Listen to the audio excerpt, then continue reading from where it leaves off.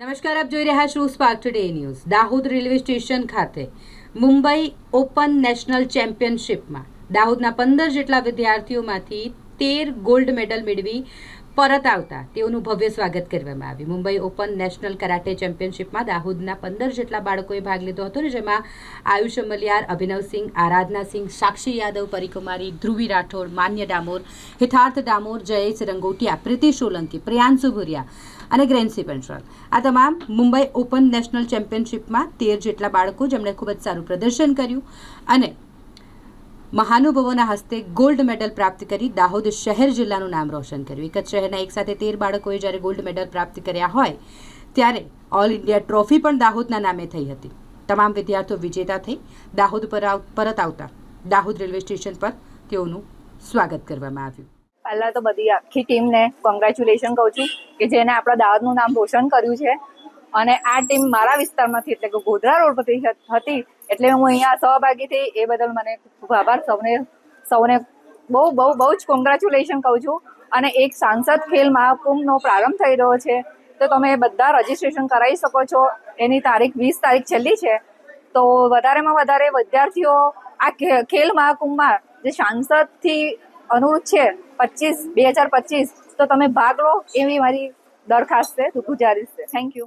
આજ રોજ દાહોદની અંદર આપણા મોહનભાઈની આખી ટીમ મુંબઈથી આજે ગોલ્ડ મેડલ જીતીને આવી છે ત્યારે અમને પણ અહીંયા આવવાનો મોકો મળ્યો અને આ કરાટે ટીમ જે મોહનભાઈના અધ્યક્ષસ્થાને જે આપણા ભારત દેશની અંદર આખા ઇન્ડિયાની અંદર આજે આપણા અહીંના દાહોદના જે વિદ્યાર્થીઓ છે એમની ટીમને સાથે લઈને આપણા મોહિનભાઈ ગયા અને આજે વિજેતા થઈને ઓલ ઇન્ડિયાની અંદર આજે ગોલ્ડ મેડલિસ્ટ 13 જણાના વિજેતા થયા. એમાં અમને અહીંયા સહભાગી થવાનો મોકો મળ્યો. આખી ટીમને, એમના વાલીઓને, તેમજ અમારા બેન કાઉન્સિલર કિંજલબેન, તેમજ અમારા પૂર્વ ભાજપા અધ્યક્ષ દાહોદ તાલુકા મુકેશભાઈ કચ્છર, તેમજ સર્વે આગેવાનો, મીડિયાના મિત્રો, સર્વેને અહીંયા આજે અમે આભારી છીએ કે આજે દાહોદનું નામ આખા ઇન્ડિયાની અંદર રોશન કર્યા છે ત્યારે ગર્વની વાત છે. એવી જ રીતે હાલમાં પણ સાંસદ મહાકુંભ ચાલી રહ્યો છે. એની અંદર પણ આ વિદ્યાર્થીઓ ભાગ લે અને ઉત્તરોત્તર પ્રગતિ કરે અને આપણા દાહોદનું નામ રોશન કરે એવી અમે અહીંયાથી શુભેચ્છા પાઠવીએ છીએ, અભિનંદન પાઠવીએ. અસ્તુત ભારત માતા કી જય, वंदे मातरम, जय जय गरु गुजरात. जय हिंद, जय भारत. मैं मोइन शेख, राज्य अध्यक्ष SASK5 फेडरेशन के नेशनल कराटे चैंपियनशिप बॉम्बे में 14 तारीख को ऑरेंज हुई थी जिसमें 15 बच्चों ने पार्ट लिया था और बेहद खुशी की बात है कि 13 बच्चे गोल्ड मेडल लेके आए हैं. और ऑल इंडिया की ट्रॉफी होती है जो ऑल स्टेट्स के अंडर डिवाइड होती है जिसमें हमारे 13 बच्चों ने गोल्ड मेडल स्कोर किया है. तो हमारी टीम ट्रॉफी भी गुजरात दाहोद आई है. मैं आप सबका आभारी हूँ, दाहोद वासियों का, श्री रमन भाई बाबूर साहब का, मुकेश भाई लबाना साहब का, मैम का और श्री कन्हैयालाल किशोरी साहब का जो इतने सपोर्ट और बच्चों को मोटिवेट करते हैं हमारे दाहोद के लिए. Thank you. National karate championship all ઇન્ડિયાની મુંબઈ ખાતે રાખવામાં આવી.